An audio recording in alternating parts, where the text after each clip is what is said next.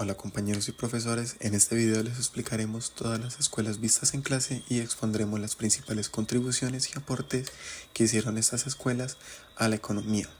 Mi grupo está conformado por Valentina Osorio, Santiago López, Jacobo Pozo y José Lewis. Mediante esta tabla de contenido evidenciaremos su debido orden visto en clase y de acuerdo a esto se comenzará a explicar cada una. Comenzaré explicando la antigua clásica. En el siglo V a.C., Jenofonte, discípulo de Sócrates, exploró la dinámica de la economía doméstica y la gestión agrícola. En su obra Económico destacó la importancia de la organización del trabajo y la división de tareas para aumentar la eficiencia y productividad, representando uno de los primeros intentos de sistematizar el pensamiento económico en términos de eficiencia y especialización. Simultáneamente, Platón, en la República, propuso un modelo de Estado ideal donde la economía estaba subordinada al bienestar común y a la justicia, donde criticó la acumulación de riqueza como un fin en sí mismo y sugirió que las clases sociales deben de cumplir roles específicos para mantener la armonía social. Su visión estableció una conexión estrecha entre la ética y la economía. A finales del siglo IV a.C., Aristóteles profundizó en el análisis económico en su obra Política, diferenció entre la economía oikonómica, orientada al bienestar general, y la cremástica, enfocada en la acumulación de riquezas. Subrayó que el intercambio y el comercio deben estar orientados hacia el bienestar común y no meramente hacia la ganancia, integrando aspectos éticos, políticos y prácticos en su concepción de la economía. Estos filósofos operaron en un contexto de esclavitud, comercio marítimo y desarrollando una de las polis ciudades-estado que funcionaban como unidades económicas y políticas independientes. Sus escritos sentaron las bases de muchas teorías económicas y éticas posteriores. Las reflexiones de Jenofonte, Platón y Aristóteles sobre la organización del trabajo y la justicia de economía y el valor siguen siendo temas relevantes en la economía moderna. Ahora presentaré el mercantilismo. Entre los siglos XVI y XVIII, el mercantilismo dominó las políticas económicas europeas, enfocándose en la acumulación de metales preciosos como la base de la riqueza y el poder nacional. Thomas Moon destacó la importancia de un superávit comercial para asegurar un flujo constante de oro y plata hacia el país, lo que impulsó las políticas del proteccionismo y expansionismo. Jean-Baptiste Colbert, bajo el reinado de Luis XIV en Francia, implementó políticas mercantilistas para fortalecer la economía nacional y aumentar la influencia internacional. Fomentó la industria nacional y el comercio exterior, estableciendo políticas arancelarias protectoras y subsidios, lo que llevó a tensiones comerciales y conflictos entre las potencias europeas. Von Hornig también fue ferviente defensor del mercantilismo, abogando por el establecimiento nacional y el desarrollo manufacturero. Su visión incluía reformas tributarias, mejorando en infraestructura y una estrategia de comercio exterior agresiva. El mercantilismo, con su énfasis en la acumulación de metales preciosos y el control estatal de la economía, estimuló el crecimiento económico y la expansión colonial, pero también causó tensiones comerciales y conflictos internacionales en Europa durante este periodo. Los fisiócratas. En contraposición al mercantilismo que predominaba en Europa durante los siglos XVI al XVIII, surgió la escuela de los fisiócratas en Francia durante el siglo XVIII, ofreciendo una visión alternativa sobre la naturaleza de la riqueza y el funcionamiento de la economía. Francisco Quesnay es uno de los principales exponentes de la fisiocracia. Argumentaba que la verdadera fuente de riqueza residía en las tierras y su capacidad para producir excedentes agrícolas, en contraposición al enfoque mercantilista. En la acumulación de metales preciosos, los fisiócratas sostenían que la riqueza de una nación se derivaba de la productividad de su sector agrícola. En 1758, Quesnay publicó su obra seminal Tabla Económica, en la cual propuso un modelo teórico que representaba el flujo circular de la economía, destacando la agricultura como el sector fundamental que generaba valor. Esta tabla mostraba cómo los ingresos y los gastos se relacionaban entre sí. Fue una innovación importante en el sector de la teoría económica. Annie Robert Turgot, otro destacado fisiócrata, abogó por las reformas económicas que liberaban el potencial agrícola del país. Turgot promovió la abolición de las servidumbres y la promoción de la libertad de comercio como medio para estimular la productividad agrícola y el crecimiento económico. aunque enfrentó resistencia por parte de los intereses establecidos. Sus ideas sentaron las bases posterior del desarrollo de políticas económicas basadas en la producción agrícola y el libre comercio. La escuela de los fisiócratas, con énfasis en la agricultura como fuente primaria de la riqueza y su crítica al intervencionismo estatal, representó un punto de inflexión en el pensamiento económico. Influyó corrientes posteriores como el liberalismo económico y el capitalismo industrial, al desafiar las políticas mercantilistas predominantes y promover la idea de que la riqueza de una nación reside en su capacidad productiva y no en su capacidad de acumulación de metales preciosos. Buenas tardes, continuando con la línea del tiempo, Adam Smith, David Ricardo y Thomas Malthus. Adam Smith pues fue conocido como el padre de la economía moderna, nació el 5 de junio de 1723 y falleció el 17 de julio de 1790. Fue un destacado filósofo y economista que dedicó su vida a la docencia y a la escritura, y es famoso por dos grandes obras: Teoría de los sentimientos morales y La riqueza de las naciones. Y sus principales aportes a la economía fueron La mano invisible, que básicamente dice que las decisiones individuales en busca del interés propio, sin intención de hacerlo, contribuyen al bienestar general de la sociedad. Y este concepto implica que los mercados autorregulados pueden ser eficientes y beneficiar a todos. Bueno, otro aporte fue la división del trabajo, en donde explicó cómo la especialización de tareas incrementa la productividad y eficiencia. Y pues este concepto es fundamental para el capitalismo y la producción en masa. El siguiente aporte, la teoría del valor y precio. Smith sostuvo que el valor de un bien está determinado por la cantidad de trabajo necesario para producirlo, que es distinguido entre el precio natural, que incluye los costos de producción, y el precio de mercado, que fluctúa con la oferta y la demanda. Y pues estas ideas sentaron las bases para las teorías modernas sobre la formación de precios y el análisis de mercado.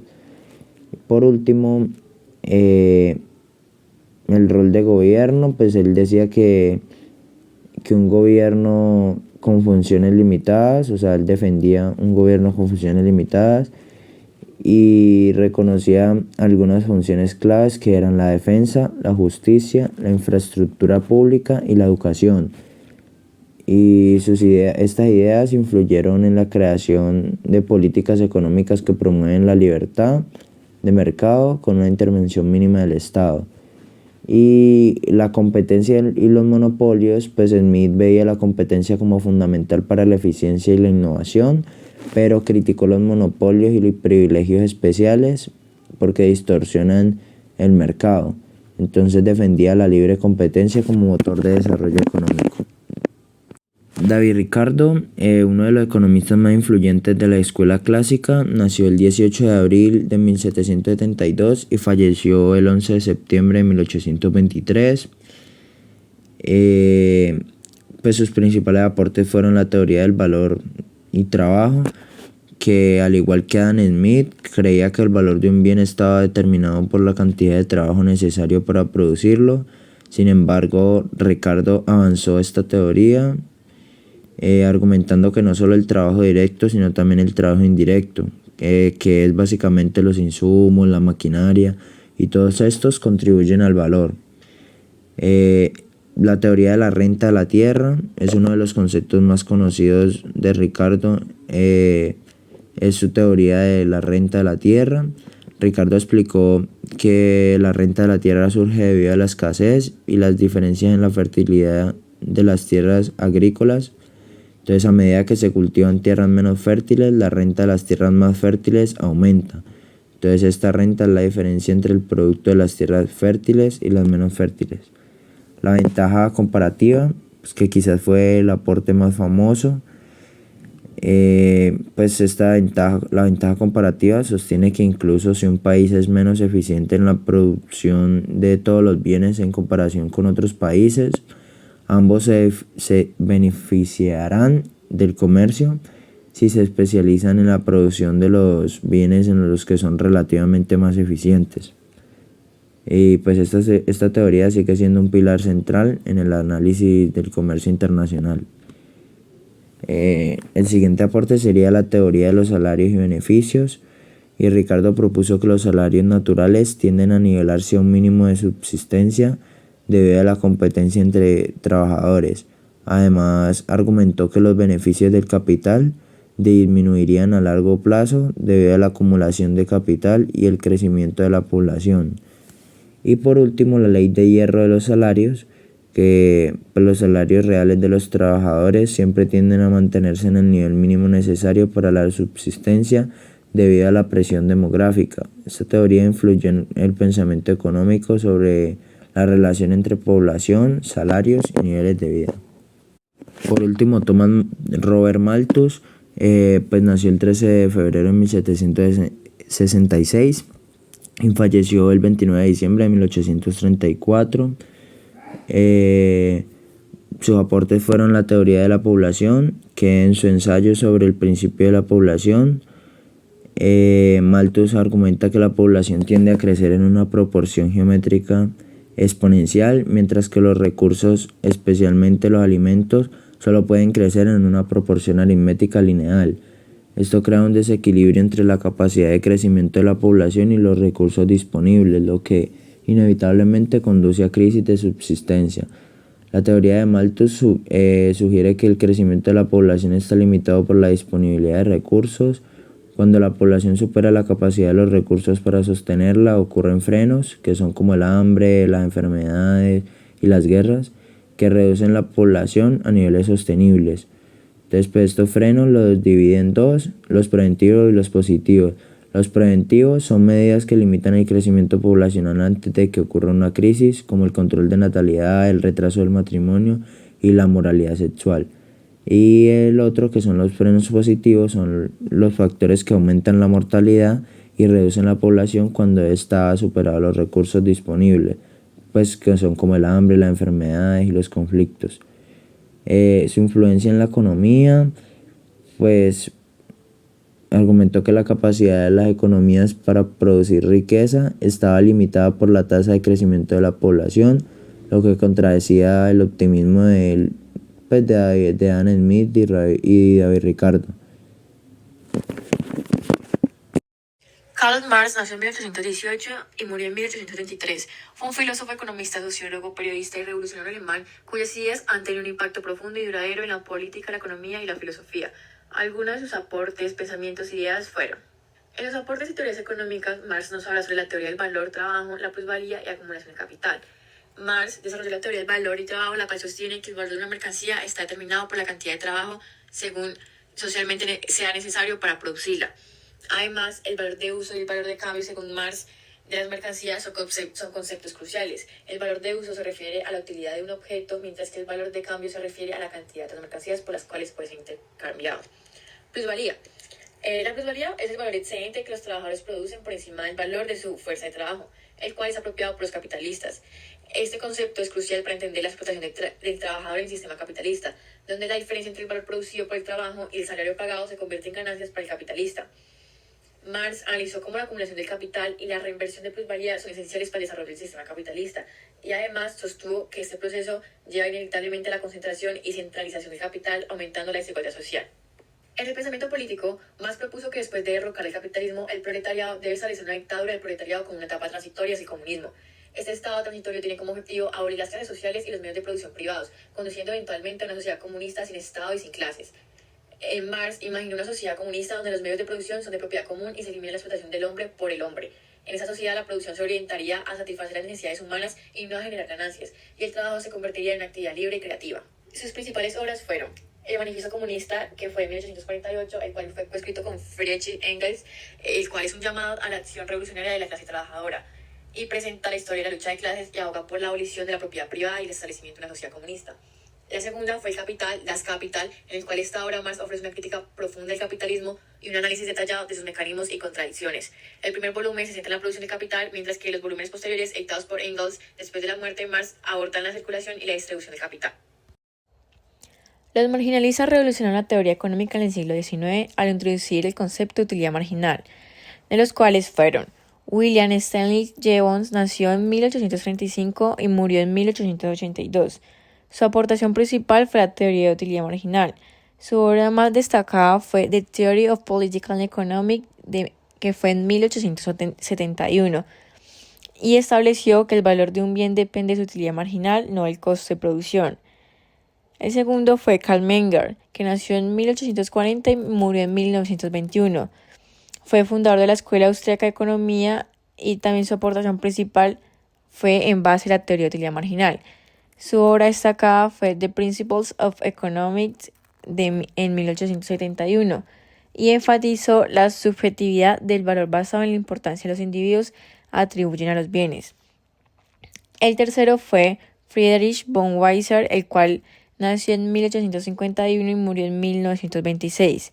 Su aportación principal fue la teoría del costo de oportunidad. Su obra destacada, Natural Value, en 1889, y desarrolló el concepto de costo de oportunidad y analizó cómo los recursos se asignan en una economía.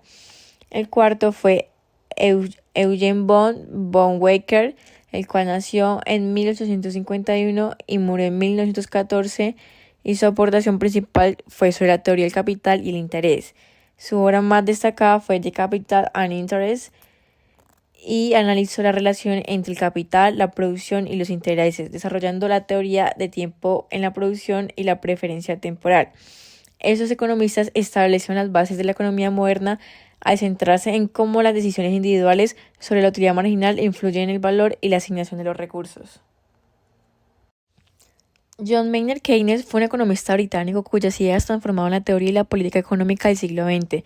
Sus principales obras fueron Las consecuencias económicas de la paz, el cual criticó el Tratado de Versalles prediciendo que las reparaciones excesivas alemanas llevarían a la inestabilidad económica. La segunda fue la teoría general del empleo, el interés y el dinero. Introdujo conceptos fundamentales que revolucionaron la macroeconomía, enfocándose en la demanda agregada como el motor principal del empleo y la producción. Algunos conceptos claves fueron demanda agregada, ya que determina el nivel de actividad económica y puede ser insuficiente, llevando al desempleo. Intervención del Estado. El Estado debe intervenir en la economía para estabilizarla mediante políticas fiscales y monetarias. Política fiscal. Durante recesiones recomendó aumentar el gasto público y reducir impuestos para estimular la economía.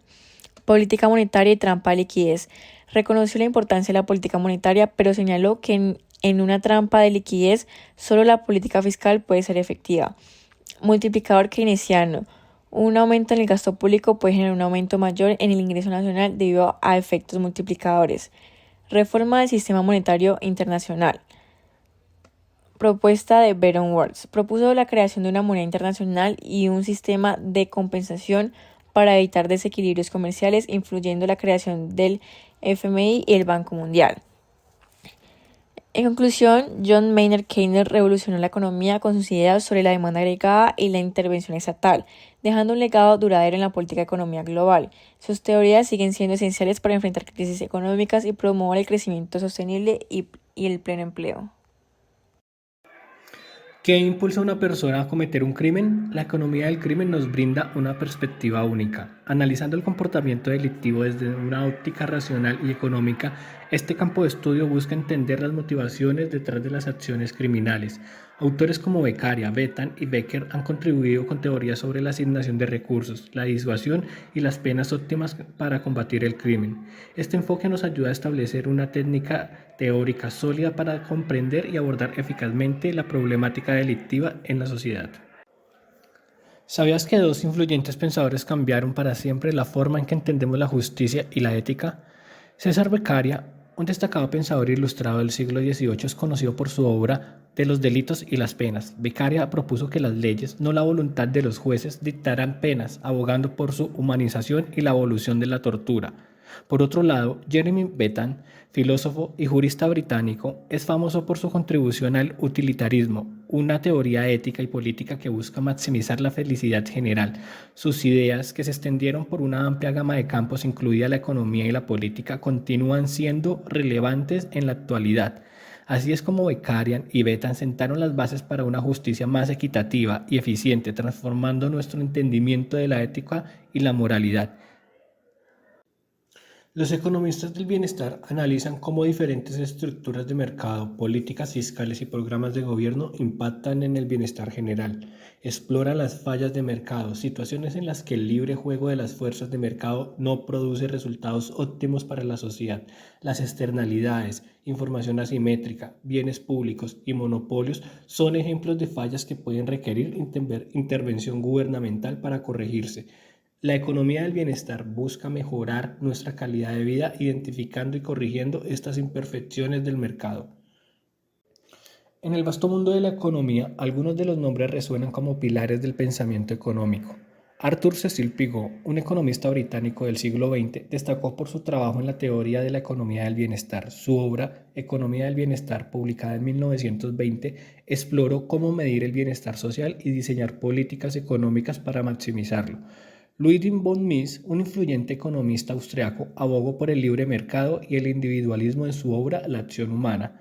Ronald Coase, un destacado economista británico, revolucionó la teoría de la empresa y la economía de los costos de transacción. Kane Arrow, un reconocido economista estadounidense, contribuyó con su teorema de la imposibilidad y la teoría de la elección social. La Escuela de Chicago, un referente en el pensamiento económico, se destaca por su firme defensa del libre mercado y el poder del individuo en la economía. Fundada en la Universidad de Chicago, esta escuela ha sido moldeada por destacados economistas como Milton Friedman, Gary Becker y Ronald Coase. Su legado promueve la idea de que los mercados libres y la competencia son esenciales para una economía eficiente y próspera. En la Escuela de Chicago brillan tres nombres como estrellas: Milton Friedman, Robert Lucas y Gary Becker.